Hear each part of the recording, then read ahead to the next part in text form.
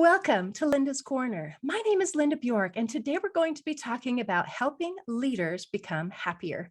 I'm delighted to welcome special guest Steve Fredlund from Minnesota. Steve is a problem solver, visionary, humanitarian, TEDx speaker, founder and lead strategist for Steve Fredlund Solutions, and the creator of The Solving Box. You can learn more about Steve at his website, stevefredlund.com, and I'll include a link in the description. Welcome, Steve. I'm so glad that you could join with me today. Hey, thanks, Linda. I'm happy to be here.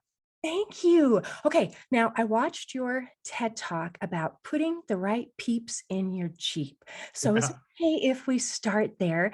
And you want to explain to people what it means to put the right peeps in your Jeep? Yeah, so the talk was really based on an experience that I had in Africa doing a safari at the end of some humanitarian work. And one of the revelations that I had was, wow, this is so much better because I was surrounded by the right people. Like the experience would have been wonderful anyway, but man, having the right people with me at that time just made it more, the shared passion was just so exciting, right?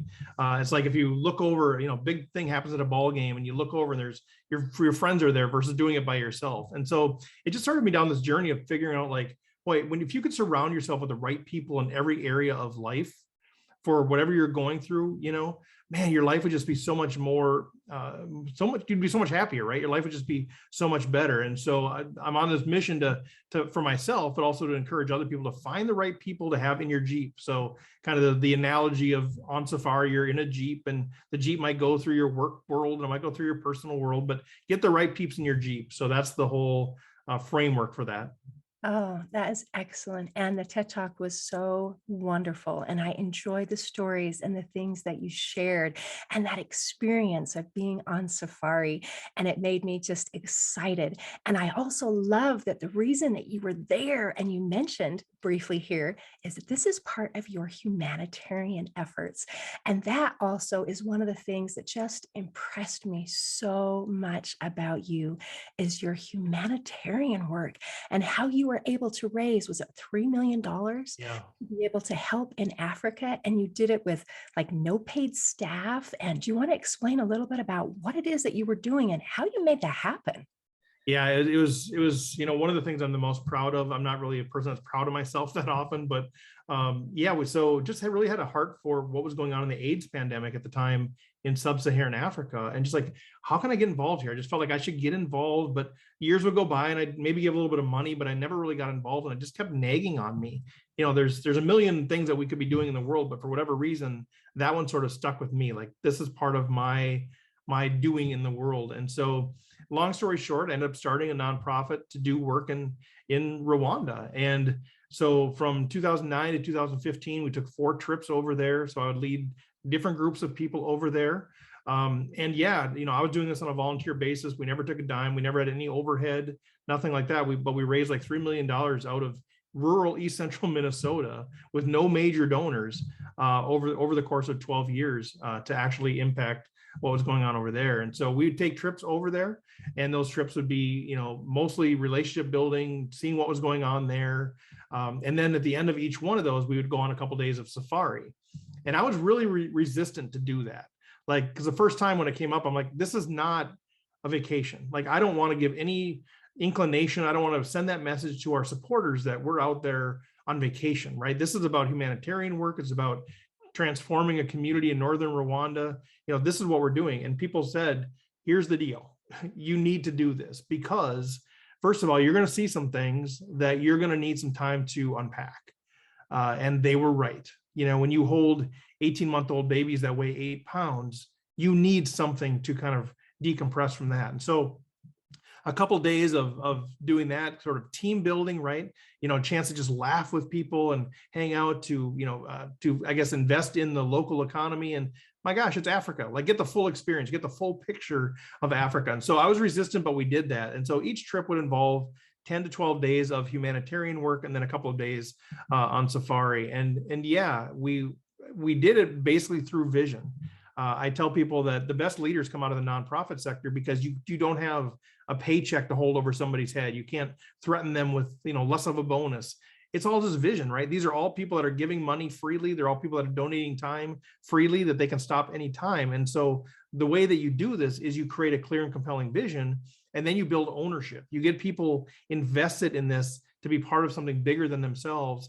And that's what creates that movement and momentum. And yeah, for 12 years, we just had unbelievable engagement, and it was so much fun and so much impact that we had in Rwanda. I'm so glad for what you did and the whole idea of paying it forward. And it's interesting and kind of beautiful to hear that internal turmoil about, am I allowed to have any fun? Am I allowed to have to be receiving anything for my good works here? And I love that the answer was yes.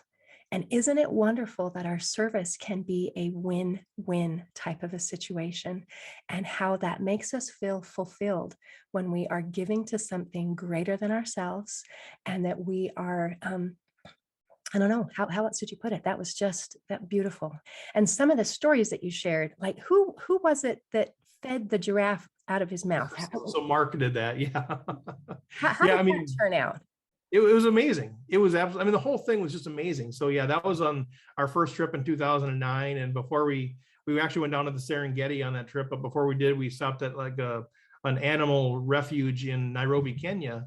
And they had a place where you could actually walk up and go up high into a stand, and then the giraffes would come up there and you could feed them, right? So it's like, if you're in Minnesota and you're feeding deer or something like that, you can give some pellets to the giraffe, which is super amazing, right? Their tongues are like 3 feet long or something, pretty impressive. But so Mark puts some of it in his mouth, right? And then the giraffe comes up and takes it right out of his mouth, basically kisses him on the lips. And it's just so much fun. But that's part of being surrounded by the right people. Like, I love to have fun. I love to laugh. I love to have the energy. And if I was with a bunch of kind of stodgy people that didn't really want to have any fun, it still would have been a great experience.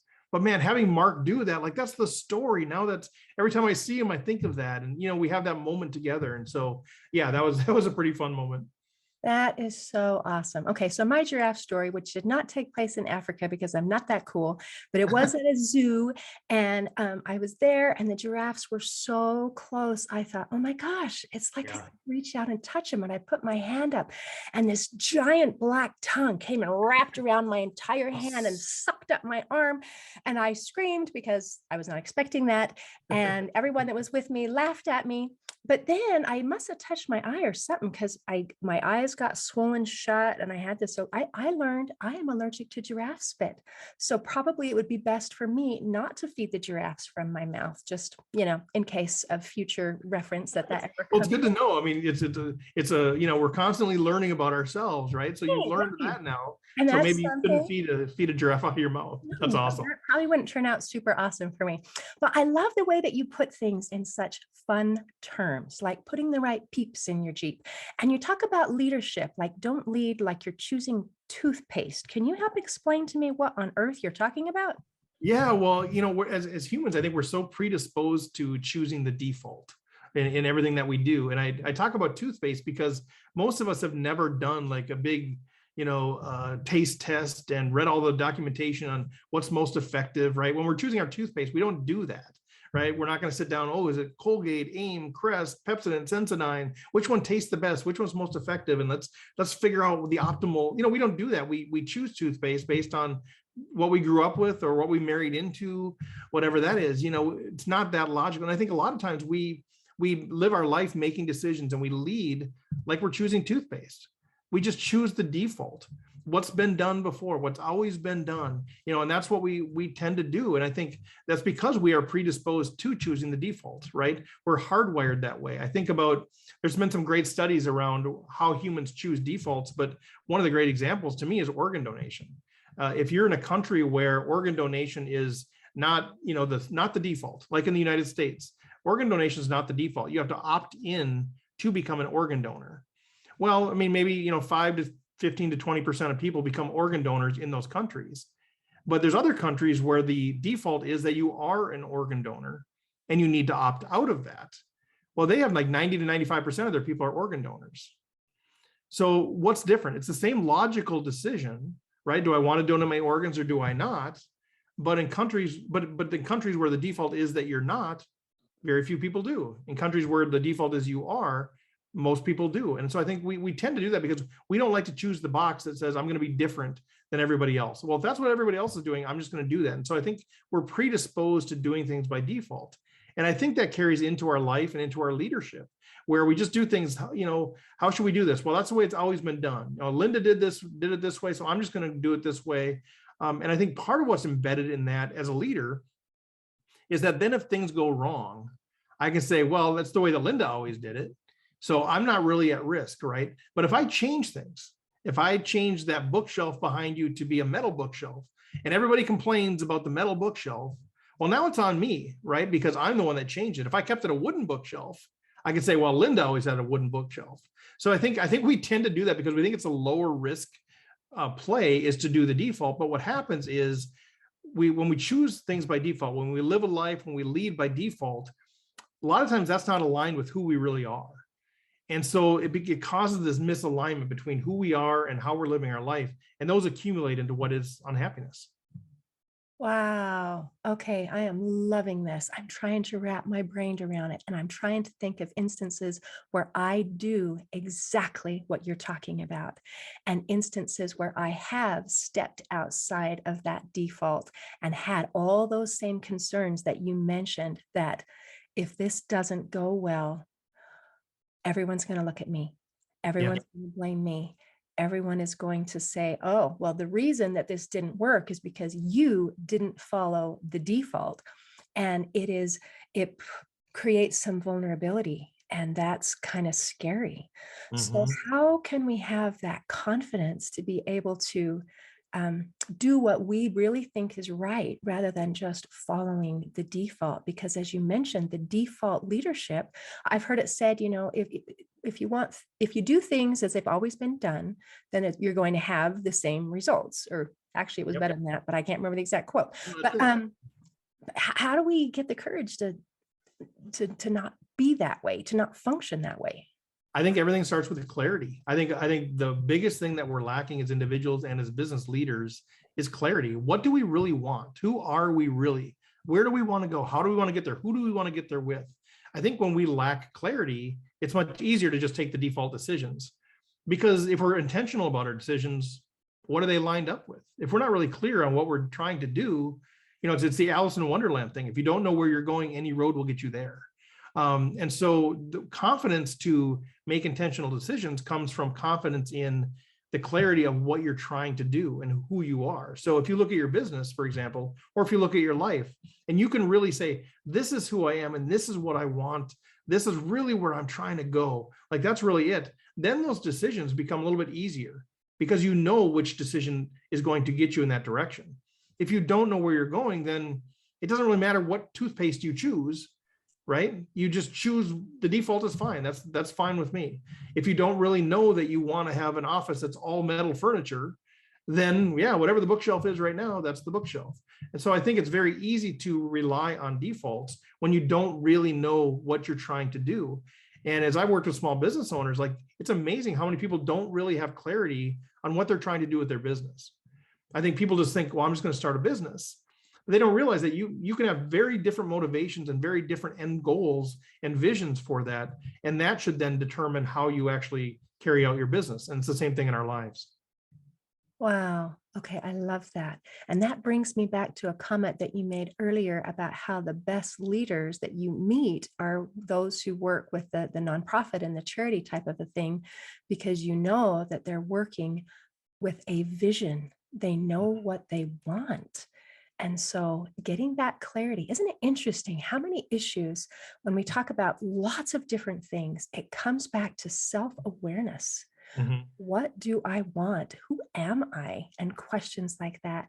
Do you have any suggestions to help people figure out that self-awareness? Who am I and what do I want? Like you're talking to a business, I want to start a small business. Why?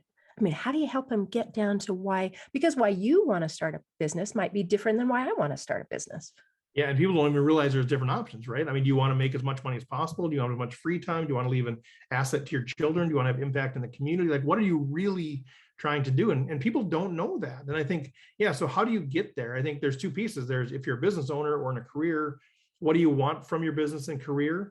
And I think you just need somebody to ask you those questions and to not settle for that first answer. It's sort of the seven whys, or start with why from Simon Sinek. It's about just why, getting that motivations. And I think it's frustrating, but if you can get there, if you can break through that frustration and actually get crystal clear on what your ultimate goal is for your business or for your career or for your schooling or for your relationships, whatever it might be, man, that's where it's gold. And now every decision can be based on that. So part of that is just is sort of stripping away all of the expectations on you, all of what society says you should do with your business, and really getting to the heart of what do you want from your business. But that is aligned then with who are you as a person. And so whether you're a business owner or not, it's so important to understand who are you. And that's kind of what you were getting at.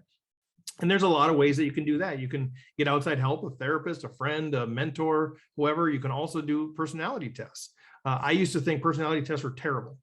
And what I found, I'm an analytical person. I would just like, whenever they said, oh, you have to take this, whatever, I'm like, this is terrible. What's the point of this? Well, what I've found is that there's a lot that can be drawn from that, especially if you take a number of tests and look for the themes in those and see what resonates with you. Because I think there's a lot of those themes that kind of run through there. You're like, man, I didn't even really realize that about myself, but that is so true.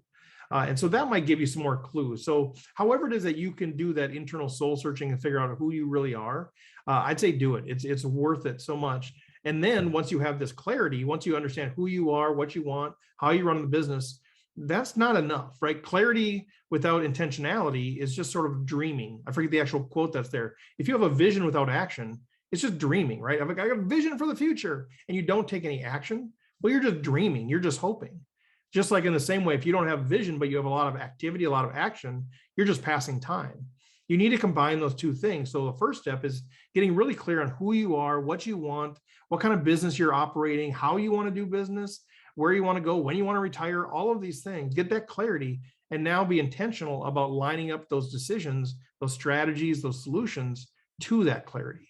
Oh, man, you are amazing. Okay, so from Easier that, said I'm than done. I'll picking say up easier said than so done. many things. One is you kind of made a distinction between the difference of busyness and productivity. Yes. And busyness is just the action, and productivity is the action combined with the intention that we are moving somewhere. I'm not just spinning my wheels, I am moving forward. And I think that's very important because a lot of people feel like I need to be busy. That is what productivity looks like. And that's not necessarily true. I also loved as you were describing how to get this clarity and how to get this self-awareness that there is more than one right way to do it.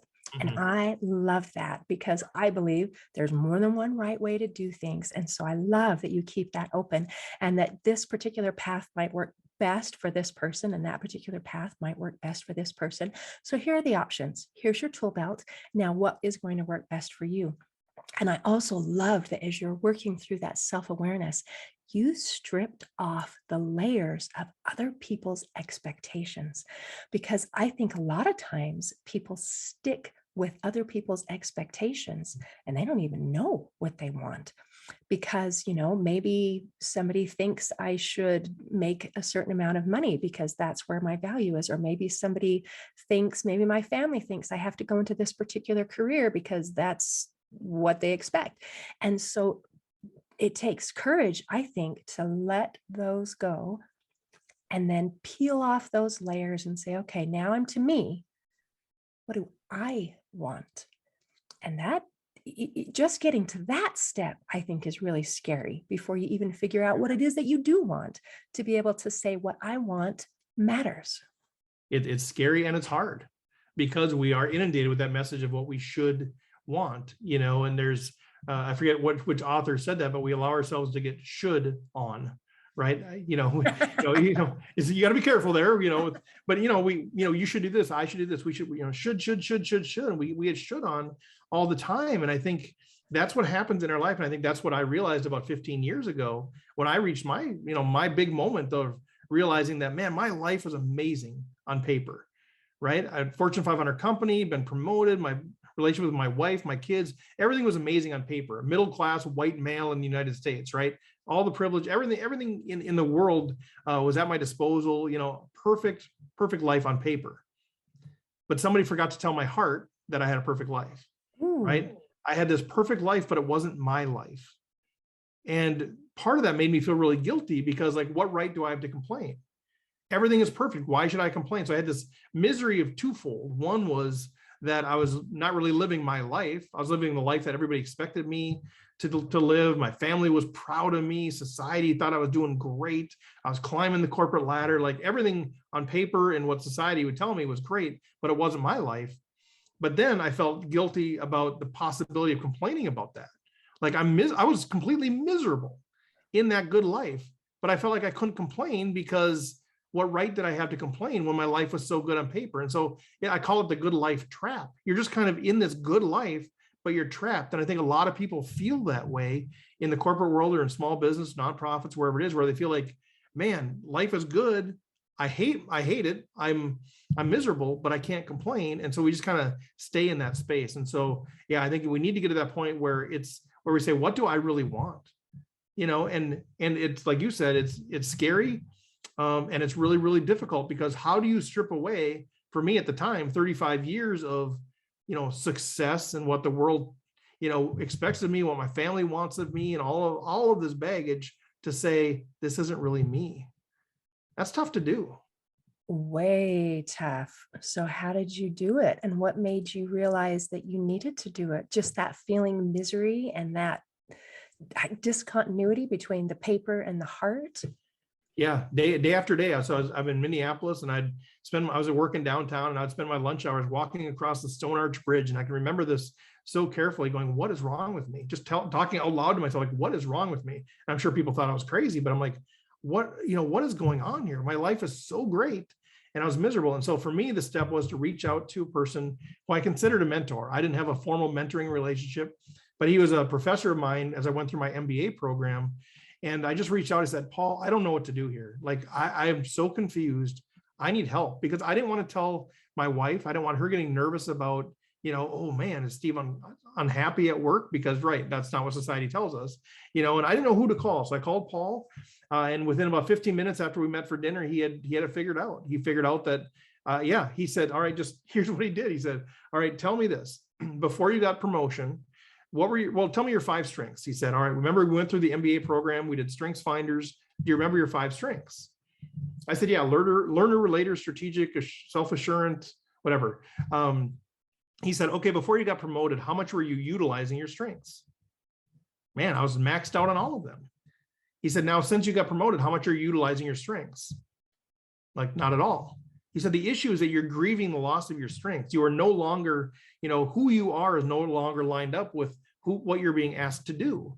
And you're at this place of disjoint. That's where there's so much dissonance, there's so much misalignment. So anyway, so I talked to Paul, and he helped me figure that out. Like, started to realize that, wow, it actually does matter that my job lines up with who I really am. That alignment actually matters. And so that started me on this journey of figuring out who I really am and what I really want out of my career. All sounds absolutely amazing. So when you talk about helping leaders to be happy, is this part of the journey? Huge part. Yeah. I mean, it's really, to me, happiness is really the intersection of what do we want and what do we have. Like, it's just not that complicated. Like, if you think about anything in your life that you're happy about, it's because things probably are how you want them to be. And if anything that you're unhappy about is probably where things aren't how you want them to be. And so the challenge is, if we want to be happier, like foundationally happier, we have all situations, we can go to a comedian, make us laugh, that makes us happy. But like, this foundational happiness, I think, is really at the intersection of when our desired reality is lined up with our actual reality. And so the question is, how do we get more and more of that overlap in that? And so part of that is clarity. Who are we? What do we really want? What is our desired reality? Like, really, truly, what is that? And then the intentionality of how do we line up our actual reality to line up with our desired reality. So it's all, all kinds of words and graphics and all kinds of stuff. But at the end of the day, what it is just helping people understand clarity. Who are you? What do you want? And then what are we going to do in your life to get that, to align to that? I love that. And I love that when you get things really down, that it can be explained simply. And I love Yeah. you talk about it's just this intersection, just right here. And that is huge. So, like you said, easy to say, not as easy to accomplish. Yeah. But at least if you're clear, if we have clarity in what we want, we have a whole lot better chance of getting there. Yeah. And for some people, if you think about, okay, if you think about this circle of my desired reality, whatever that is, and, the circle of actual reality, and, to the extent that they're not aligned very well, that's where you're going to be unhappy. But where that intersection is, where things are how you want them to be, that's where happiness is. And I think for some people, what they need to do is be more intentional about pushing their actual reality to line up with their current reality. So things like maybe you need to do things different in your business or in your career or in your schooling, or maybe you need to go back to school. Maybe you need to change a relationship, whatever it is. Maybe you need to take some action so that what you're actually experiencing is more lined up with who you are and what you want. So for some people, that is their primary issue. For some people, they maybe have what their desired reality is unrealistic, right? If my whole life dream is to play in the NBA and be a super basketball player, like if that's my whole thing right now as a 52-year-old man with knee surgeries and a metal plate in my hip and I can't jump more than 2 inches, but if that's my dream, if that's my desired reality, I'm going to be so disappointed and unhappy the rest of my life. And so I need to change my vision of what my desired reality is.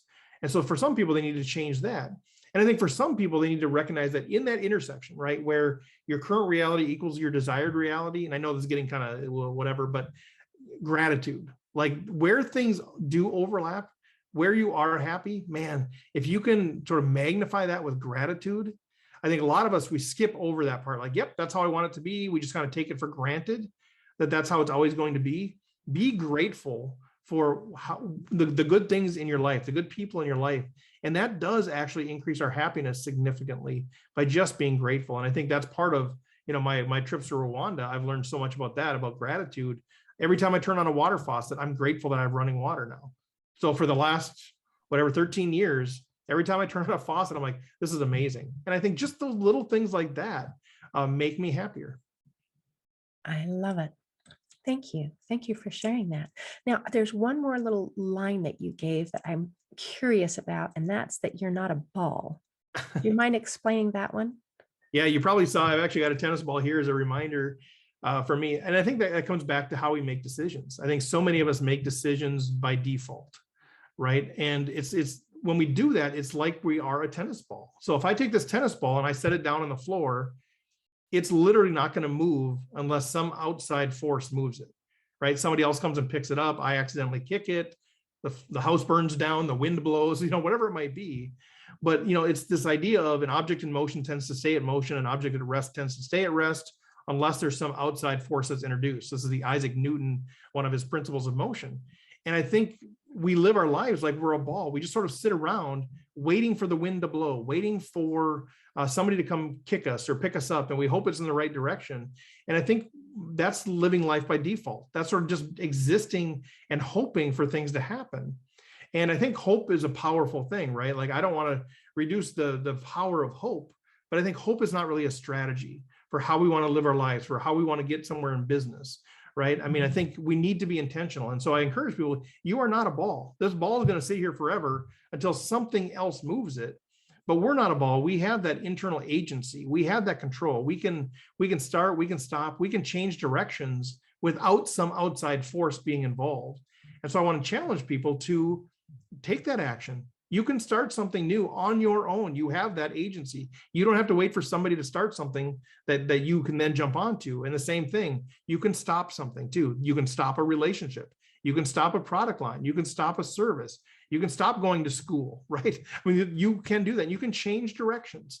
And I think people don't grab hold of that. They don't realize it. And so we end up just being caught up in the waves of whatever the world is dictating for us or whatever other people are doing for us. And we just follow along like we're a ball rather than making our own decisions.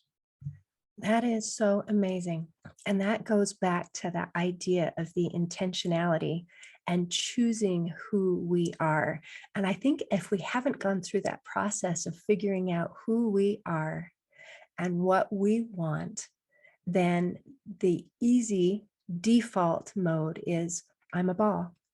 And Yeah. then we get to take the burden of responsibility and brush it off and say, that is other people's problems. I am the product of my circumstances, and there's nothing I can do about it. And how empowering it is to say, no, you are not a ball.